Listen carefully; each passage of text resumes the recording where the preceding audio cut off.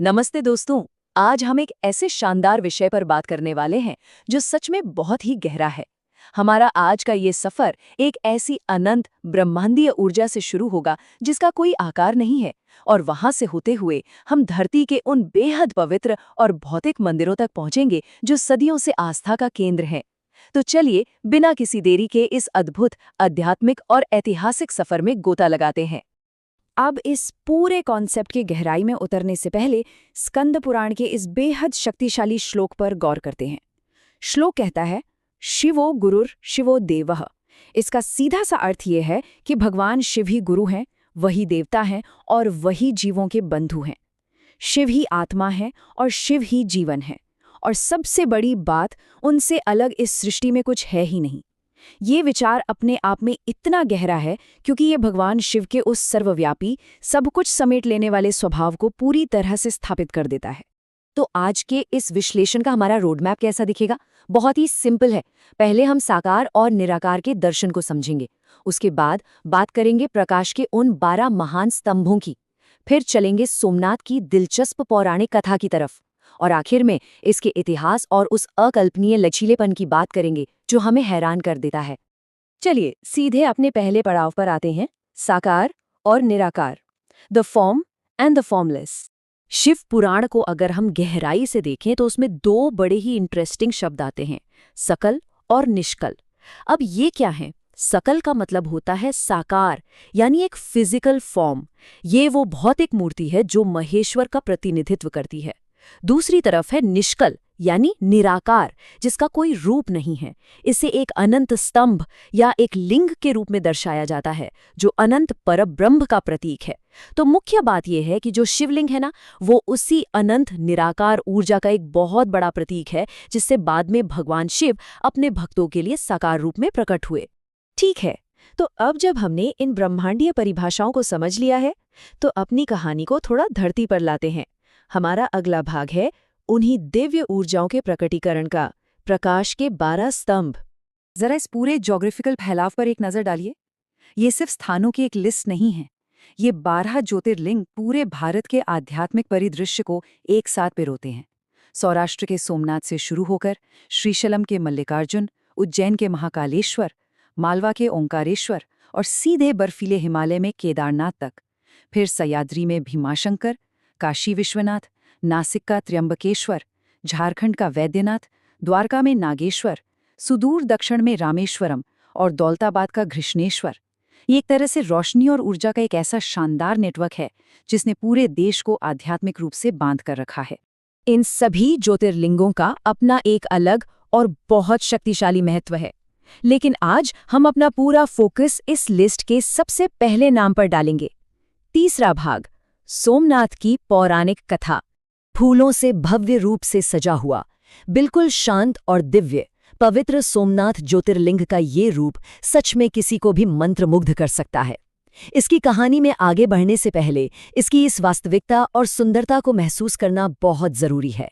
ये कोई साधारण ढांचा नहीं है, ये सदियों की अटूट आस्था का एक जीवंत केंद्र है। और हाँ, अगर इसकी वास्तुकला या आर्किटेक्चर की बात करें तो वो तो सच में माइंड ब्लोइंग है। ये मंदिर मुख्य रूप से 3 हिस्सों में बटा है, गर्भगृह, सभा मंडप और नृत्य मंडप। लेकिन रुकिए, इसका सबसे हैरान करने वाला तथ्य क्या है पता है? इस मंदिर का भौगोलिक अलाइनमेंट। इस मंदिर के समुद्र तट से लेकर सीधे दक्षिणी ध्रुव यानी साउथ पोल तक बीच में जमीन का एक छोटा सा टुकड़ा भी नहीं आता। जरा सोचिए, ये अबाधित समुद्री मार्ग हमारे प्राचीन वास्तुकारों की कितनी एडवांस्ड और अविश्वसनीय समझ का सबूत है। इस आर्किटेक्चरल चमत्कार के विशाल पैमाने का अंदाजा सिर्फ इस एक नंबर से लगाइए, 150। इस मंदिर का शिखर पूरे 150 फुट ऊंचा है। यह लगभग एक 15 मंजिला इमारत के बराबर है।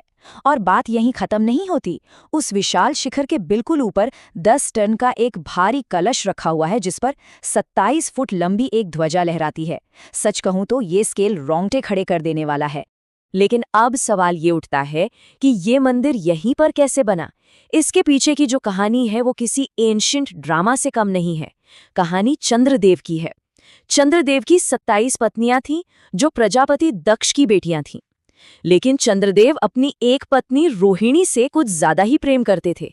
प्रजापति दक्ष ने उन्हें इस भेदभाव के लिए कई बार चेतावनी दी। जब चंद्र नहीं माने तो क्रोध में आकर दक्ष ने उन्हें क्षय रोग यानी ट्यूबरकुलोसिस का एक भयंकर श्राप दे दिया, जिससे उनकी सारी चमक खत्म होने लगी। अपनी जान बचाने के लिए ब्रह्मा जी की सलाह पर चंद्रदेव ने प्रभास क्षेत्र में आकर पूरे 6 महीने तक घोर तपस्या की और आखिरकार भगवान शिव प्रसन्न हुए और उन्हें इस श्राप से मुक्ति का आशीर्वाद दिया। और भगवान शिव के इसी आशीर्वाद से इस मंदिर को इसका प्राचीन नाम मिला सोमेश्वर। सोम का अर्थ है चंद्रमा और उनके ईश्वर। शिव ने चंद्रमा को पूरी तरह ठीक करने के बजाय एक चक्र या एक साइकिल का वरदान दिया। एक पक्ष में वे क्षीण होंगे और दूसरे पक्ष में उनका प्रकाश फिर से बढ़ता जाएगा। चंद्र का उद्धार करने के बाद शिव उसी अनंत ऊर्जा के रूप में हमेशा के लिए वहां विराजमान हो गए और इसीलिए उन्हें सोमेश्वर या सोमनाथ कहा जाने लगा। चलिए अब इन पौराणिक और स्वर्गीय कथाओं से बाहर निकलते हैं और सच्चाई की एक ऐसी जमीन पर कदम रखते हैं जो थोड़ी कठोर है। हमारा चौथा और आखिरी भाग, एक ऐतिहासिक संघर्ष और कभी न टूटने वाले लचीलेपन की कहानी। इस जगह का इतिहास बहुत ही संघर्ष भरा रहा है। अगर हम इस टाइमलाइन को देखें तो 8वीं शताब्दी में इसे अरब के गवर्नर जुनाइद ने नष्ट किया। फिर 1024 ईस्वी में महमूद गजनी का वो विनाशकारी हमला हुआ जिसने सब कुछ खंडित कर दिया। और उसके बाद 1297 ईस्वी में अलाउद्दीन की सेना ने भी इसे अपना निशाना बनाया। इतिहास के ये तथ्य बड़ी ही निष्पक्षता से हमें बताते हैं कि इस पवित्र स्थान ने सदियों तक कितने क्रूर और भयानक हमलों का सामना किया है। इन हमलों की असल गंभीरता को समझने के लिए बस इस खौफनाक आंकड़े पर ध्यान दीजिए, 50,000। ऐतिहासिक रिकॉर्ड चीख कर बताते हैं कि 1024 ईस्वी में जब महमूद गजनी ने इस मंदिर पर हमला किया था, उस वक्त अंदर प्रार्थना कर रहे लगभग 50,000 श्रद्धालुओं की बड़ी ही बेरहमी से हत्या कर दी गई थी।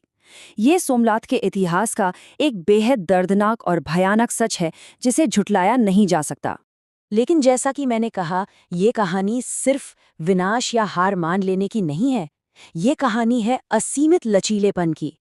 हर बार जब इस मंदिर को गिराकर राख में मिलाया गया, इतिहास के अलग अलग शासकों ने इसे उस राख से फिर से खड़ा कर दिया। 7वीं सदी में वल्लभी के मैत्रक राजाओं से लेकर 815 ईस्वी में नागभट्ट, 11वीं सदी में राजा भीम और राजा भोज और बहुत बाद में महारानी अहिल्याबाई तक शासकों की एक पूरी की पूरी श्रृंखला ने बार बार इसके उसी पूर्ण गौरव को वापस लौटाया। तो आज की इस जानकारी और इस पूरे सफर के बाद एक बहुत ही गहरा सवाल जहन में आता है। जिस तरह वो शापित चंद्रमा पूरी तरह से अंधेरे में क्षीण हो जाता है सिर्फ इसलिए ताकि वो फिर से एक शानदार रोशनी के साथ चमक सके, बिल्कुल वैसे ही क्या एक मंदिर की असली शक्ति सच में उसकी पत्थर की दीवारों में होती है, या फिर उस अटूट कभी ना हार मानने वाले विश्वास में जो उसे बार बार हर बार मिट्टी से उठाकर फिर से खड़ा कर देता है? इस विचार पर जरूर सोचिएगा। ज्योतिर्लिंगों के सफर का हमारा ये विश्लेषण यहीं संपन्न होता है।